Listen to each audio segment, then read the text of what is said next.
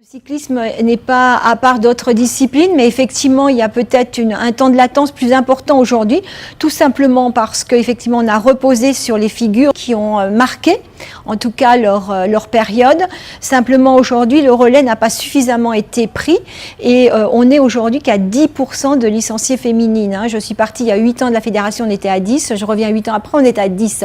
Donc je crois qu'il faut qu'on roule un petit peu plus vite, voilà, et puis encore une fois, qu'on modernise.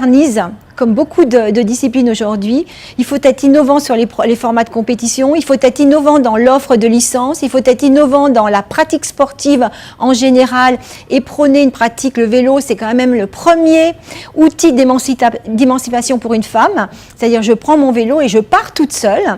Donc on ne l'utilise pas suffisamment dans cette catégorie-là. J'ai pour exemple l'opération que j'ai menée avec la Française des Jeux sur les champs le dernier jour du Tour de France. On s'y est pris bien sûr assez tardivement, mais n'empêche qu'on a eu 2300 femmes. Et je crois que c'est là qu'on a montré qu'il fallait absolument, avec ce vivier de femmes qui ont envie de faire du vélo, mais un vélo autrement. Il y en a qui étaient avec un VTT, des femmes qui étaient avec un Vélib, des femmes qui étaient avec un vélo couché. Donc je crois qu'aujourd'hui, c'est ça le vélo. C'est toutes les formes du cyclisme qui doivent être repensées.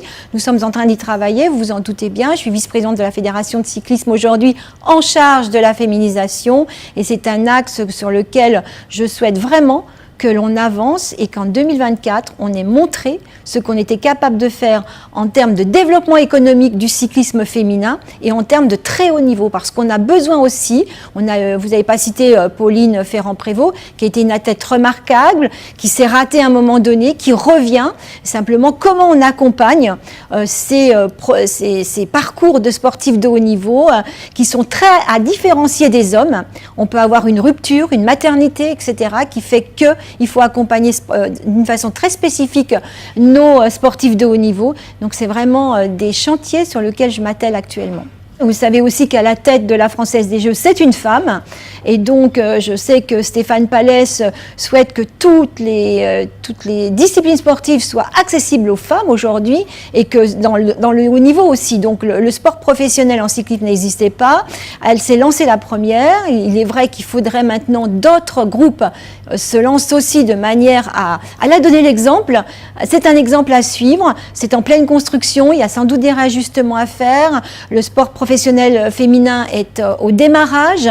Il faut qu'on donne, si vous voulez, des contrats qui soient des contrats décents, qui soient aussi en pensant à la reconversion de nos sportives et qui va permettre aussi, si vous voulez, en termes de performance, d'aller beaucoup plus loin parce que quand on est libéré de son emploi ou de ses contraintes familiales et professionnelles, on va livrer, on va dire, une dépense physique bien meilleure et je crois qu'on est sur le chemin. Après, encore une fois, pour convaincre dans ce milieu-là, il faut aussi convaincre les hommes.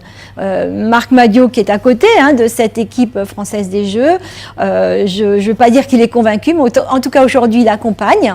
Et je pense que d'autres collègues dans les autres équipes, moi j'ai déjà eu des gens qui m'ont contacté en disant combien ça coûte une équipe féminine là, on pourrait peut-être essayer, etc.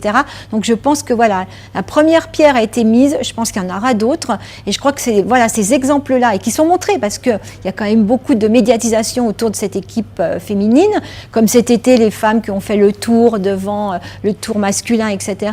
C'est cette médiatisation qui montre que c'est possible et qui va encourager d'autres à le faire. Le plan de féminisation, on est en train de le revoir totalement, puisque bien sûr il y avait un plan qui a existé mais qui n'avait pas suffisamment été bien mené.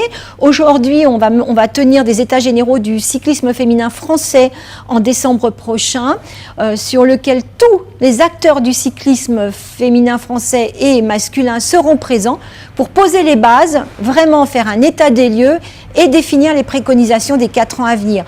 Ceci étant, encore une fois, avec la vision, comme je vous le disais tout à l'heure, des Jeux, il y aura 2 axes importants, le très haut niveau et le développement.